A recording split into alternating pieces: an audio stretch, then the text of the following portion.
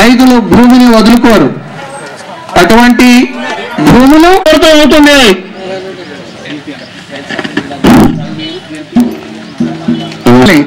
పక్కకు నెట్టి అసెంబ్లీలో వారికి ఉన్నటువంటి మదబలం మందబలం చూస్తున్నారు.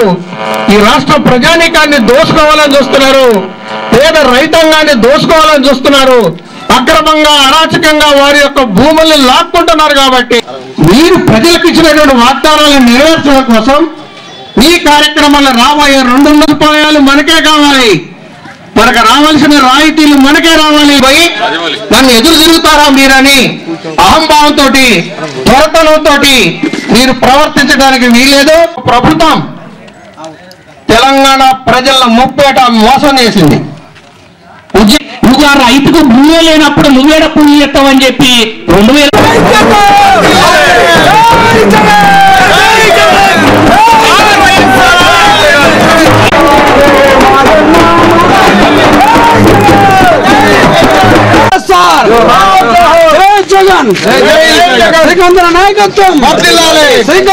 2000 बात से आए हैं।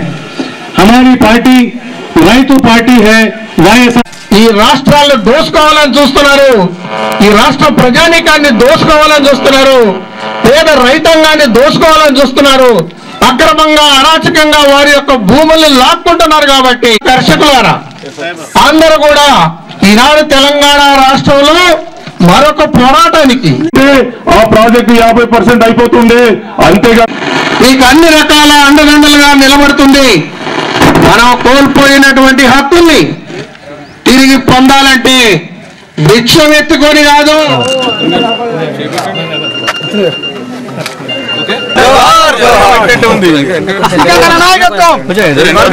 గడ్డ ప్రాంతంలో భూ నిర్వాసితులకు సంబంధించి ఈరోజు రైతులకి మీరు కడుపు నింపే ఆలోచన ఎందుకు చేయట్లేరని వైఎస్ఆర్ కాంగ్రెస్ పార్టీ అడుగుతా ఉంది. ఈరోజు 2013వ చట్టం ప్రకారం మీకు రైతులు కోరిన విధంగా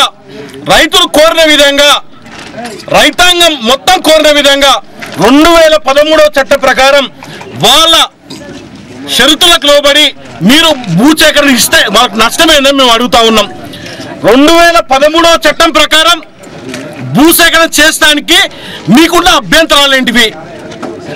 రైతులనే దగా చేసి, రైతులని భూ నిర్వాసితులను చేసి, వాళ్ళ ఉపాధి కోల్పోయేటట్టుగా చేసి ఈరోజు మీరు ఇంకా 15 సంవత్సరాలు 20 సంవత్సరాలు దాటినా కూడా పూర్తి చేయని ప్రాజెక్టుల కోసం ఈరోజు మీరు డబ్బు వృధా చేస్తూ ఉన్నారు.